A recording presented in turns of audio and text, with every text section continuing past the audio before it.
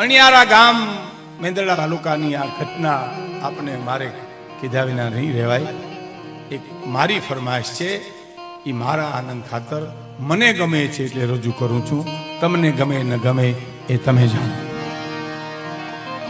પણ બપોરનું ટાણું એ 15-20 મહેમાનોને એક એક બાવડા પકડી પકડીને જ્યારે ઘેરે જમવા લઈ જતા ત્યારે માણહુરભાઈ આયરને એમ જ થયું કે હે દ્વારકાધીશ, હે મુરલીધર, હે દીનાનાથ, એક અડધો રોટલો દીધો હોત તો અડધામાં હું અડધો ખવડાવી દેત, પણ આટલી ગરીબાઈ મને ત્યાં આપી છે. પ્લીઝ હવે જરા બેસી જજો બધા મિત્રો, થોડીક ઘડી બેસી જાઓ, 15-20 મિનિટ બેસી જાઓ. હું તમને કહું, જો તમને સમજાતું હોય તો 15-20 મિનિટ તમે બેસી જાઓ પ્લીઝ, મહેરબાની કૃપા કરીને. આ મારે કેવું છે કે તમે ધર્મને કેડે હાલો ને મિત્રો, તો અસ્તિત્વ તમને મદદ કરે. સાંભળજો, રામ ધર્મને કેડે હાલ્યા ને તો અસ્તિત્વ એને મદદ કરી. રાવણ અધર્મને કેડે હાલ્યો ને તો પોતાના હામા પીડ્યા. જો એના 2 દાખલા તમને આપી દઉં. રામ ધર્મને કેડે હાલ્યા તો એને જટાયુ મદદ કરી. જટાયુનો પ્રસંગ સીએમ અહીં જાહેર કર્યો હતો ને, આપણા દેશનો સંદેશ જટાયુ હો. વાંદરાએ મદદ કરી, રીછો મદદ કરી. અને રાવણ અધર્મને કેડે હાલ્યો ને તો હગો ભાઈ વિભીષણ સામે ગયો. સાહેબ હામા પક્ષી. રામે રાવણને માર્યો નથી, બાપ વિભીષણે રાવણને માર્યો છે. રામાયણના મંડપમાં બેઠા છીએ, આપ રામાયણ સાંભળો છો. राम किसी को मारे नहीं, ऐसो पापी नहीं है मेरो राम, अपने आप मर जाते हैं करके कूड़े काम. राम न मारे કોઈ દિવસ. કોને માર્યો સાંભળજો. 30 બાણ રામે છોડ્યા ત્યાં સુધી માયાવી માથા રાવણને માથે આવી જતા હતા. ભાઈ બેહી જા, ઘડી બેહી જા. 30 બાણ રામે માથામાંથી છોડ્યા, રાવણને માથે માયાવી માથા આવી જતા હતા. રામ મુંજાણા, શું કરવું? વિભીષણ સામે જોયું કે હું કરું, ઈશારો કર્યો, કઈ નાભીમાં મારો, ત્યાં અમૃત કુંભ છે, ત્યાં સુધી નહીં મરે. કોણે માર્યો કયો જી? હે? અને એટલે તો આપણે ગામડામાં પણ ઘણા કાગળ લખતા, પેલા તમને ખબર હોય તો, રામજી પ્રેમજીને પૂગે અમે નહીં પૂગીએ. રામજી પ્રેમજીને પૂગે, એને એના પૂગે સાહેબ. પણ ધર્મને કેડે હાલો તો અસ્તિત્વ પણ મદદ કરે. એનો આવો પ્રસંગ કહી રહ્યો છે કે માણહુરભાઈ ને એમ થયું કે કાય આટલી ગરીબાઈ, દાતારી ભરતક સારી ઉઠેલા આવે એ માણસને. ફરીવાર દોહરાવું, પૂજ્ય મોરારી બાપુ કહેતા હતા કે દાતારી તત્વ જો તમારી પાસે હોય તો તમે જગ જીતી ગયા કહેવા. સાહેબ અસ્તિત્વ તમારી આજુબાજુમાં આટા મારે, પણ દાતારી તત્વ જો ન હોય તો કરોડો અબજો રૂપિયા હોય તો એની કોઈ કિંમત નથી. એટલે મારે આ તમને કેવું છે, ઘડીક ઉભા થાય, ઘડીક આમ હાલે. એમાં કિંમતી મહેમાનનું બાવડું પકડીને માણહુરભાઈ હાયરે એટલું બોલ્યા, ભાઈ તમે મારે ત્યાં રોટલો ખાવા આવજો. 2-3 માણસો જોયું, ઓહો આ માણસ બહુ મોટો. માણસુરભાઈ બિચારો નાનો માણસ, આને શું કરશે? હવે કોઈને એમ તો ન કહેવાય કે ભાઈ તમારી સ્થિતિ નબળી છે તો એ મહેમાનને હું મારે ઘરે લઈ જાઉં.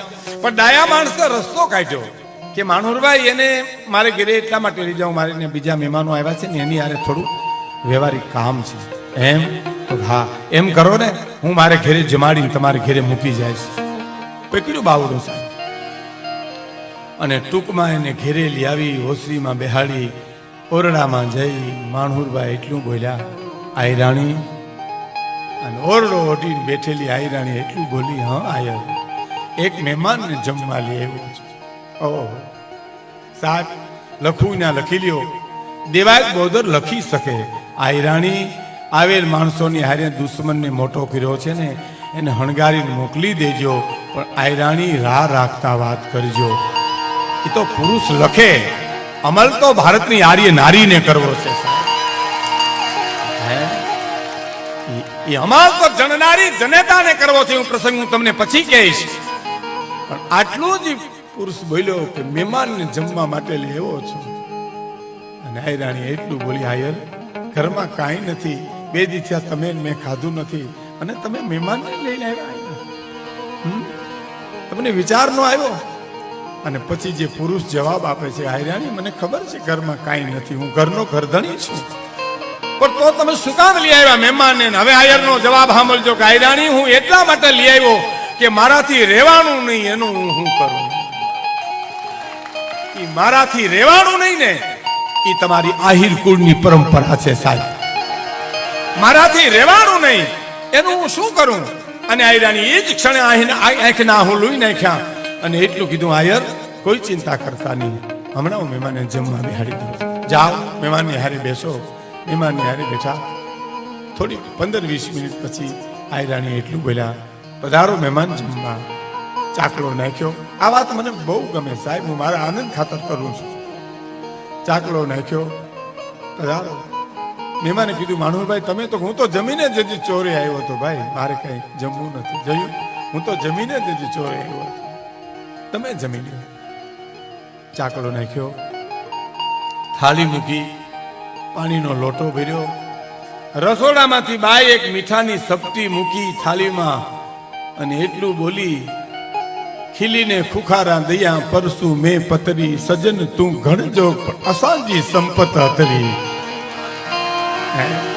બાપ હોનાની હાંકડે બાંધી લઈ આવીએ તોય તું અમારે ગામડે નો આવી, અસાંજી સંપત હતરી. મીઠાની સપટી મૂકી, રહોડામાં જઈને એટલું કીધું, કરો હરિહર. એ હરિહર શબ્દ સાંભળી અને જે મહેમાન જમવા આવ્યો હતો ને સાહેબ, એ માણસની દાતારી ઉપર ધરાઈ ગયો સાહેબ. એને પછી ખાવા પડું નહોતું કાંઈ. હા હા, આની આ પરિસ્થિતિ, અને આ પરિસ્થિતિ માણસ મને બાવડું પકડી ઘેરે લેવો, મારે ઘેરે જમવા હાલો. એની દાતારી ઉપર, એની ઉદારતા ઉપર એ માણસ ધરાઈ રહ્યો. પણ છતાં એક મીઠાનો કણ મોઢા મૂકે, પાણીનો ઘૂંટડો પીએ. એક મીઠાનો કણ મોઢા મૂકે, પાણીનો ઘૂંટડો પીએ. 32 વાતના ભોજનમાં તૃપ્તિ થાય એટલી તૃપ્તિ કરી ઓટકાર ખાઈને આવીને એટલું કીધું, માણુરભાઈ હાલો હવે ચોરે. જ્યાં જ્યાં મહેમાનો ગયા એ આવી ગયા છે, એટલે અમારે બસનું ટાણું થયું એટલે અમારે જાવું. અને મહેમાનોને લઈ માણુરભાઈને લઈને આવ્યા. ચોરે આવીને કીધું, આવી ગયો ડાયરો બધોય? તો કે હા ભાઈ, ફલાણા ભાઈ ગયા તા જમવા, એ આવી ગયા? તો કે હા. બધું આપણા ગામનો ડાયરો આવી ગયો? તો કે હા, બધું આવી ગયો. અને પછી ચોરે માણુરભાઈને બોલાવીને મહેમાન વાત કરે છે, માણુરભાઈ અહીંયા આવતા ભાઈ, મારી પાસે બેસો. પાસે બેહાડી મહેમાન એને કહે છે, મહેમાનનું નામ ભૂલી ગયું છે કે મહેમાન કહે છે, માણુરભાઈ દીકરા કેટલા?